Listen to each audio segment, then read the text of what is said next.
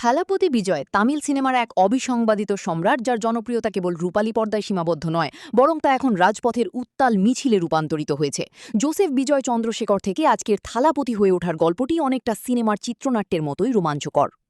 থালাপতি বিজয় রূপালী পর্দা থেকে রাজনীতির ময়দান, সূচনা, বংশপরিচয় ও শৈশব। গল্পটা শুরু হয় ২২শে জুন ১৯৭৪ সালে। মাদ্রাজে জন্ম নেওয়া বিজয়ের রক্তেই ছিল সিনেমা। তার বাবা এস এ চন্দ্রশেখর ছিলেন নামকরা পরিচালক এবং মা শোভা চন্দ্রশেখর একজন নেপথ্য গায়িকা।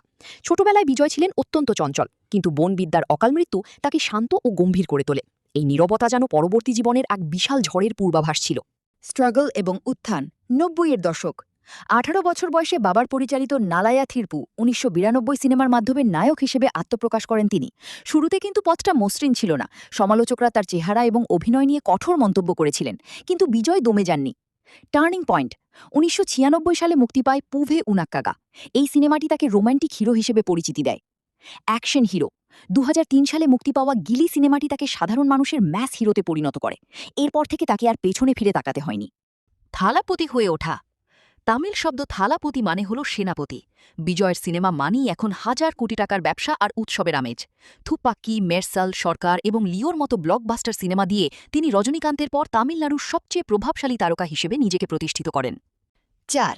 রাজনীতির পটভূমি। কেন এই পরিবর্তন? বিজয় হুট করে রাজনীতিতে আসেননি। গত এক দশক ধরে তার প্রতিটি সিনেমায় কোনো না কোনো সামাজিক বার্তা থাকত।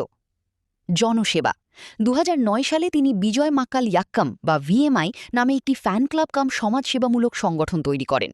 তারা রক্তদান, দরিদ্র শিক্ষার্থীদের বই বিতরণ এবং প্রাকৃতিক দুর্যোগে ত্রাণ সহায়তা দিয়ে তৃণমূল পর্যায়ে শক্ত ভিত্তি গড়ে তোলে।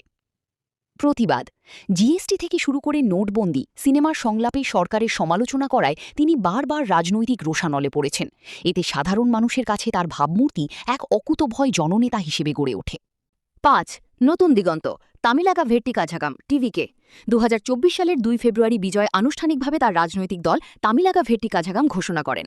সম্প্রতি ২০২৪ সালের ২৭ অক্টোবর এক বিশাল জনসভার মাধ্যমে তিনি তার দলের আদর্শ ও ভবিষ্যৎ পরিকল্পনা তুলে ধরেন। তার রাজনীতির মূল বৈশিষ্ট্য: ২০২৬ বিধানসভা নির্বাচন, তার প্রধান লক্ষ্য ২০২৬ সালের তামিলনাড়ু নির্বাচন। ধর্মনিরপেক্ষতা ও সামাজিক ন্যায় বিচার, তিনি বিভাজনের রাজনীতির বিরুদ্ধে এবং পেরিয়ার ও আম্বেদকরের আদর্শে অনুপ্রাণিত হয়ে রাজনীতি করার ঘোষণা দিয়েছেন। সিনেমা ত্যাগ, রাজনীতির জন্য তিনি তার কোটি কোটি টাকার সিনেমা ক্যারিয়ার ছেড়ে দেওয়ার সিদ্ধান্ত নিয়েছেন, যা ভক্তদের কাছে এক বিশাল ত্যাগের উদাহরণ। বিজয় এখন আর কেবল পর্দার নায়ক নন, তিনি এখন তামিলনাড়ুর লাখ লাখ তরুণের স্বপ্নদ্রষ্টা। রূপালী পর্দার সেনাপতি কি বাস্তবের ক্ষমতার মসনদে বসতে পারবেন? সময় হয়তো এর উত্তর দেবে, কিন্তু তার পদযাত্রা যে তামিল রাজনীতির সমীকরণ বদলে দিয়েছে তাতে কোনো সন্দেহ নেই।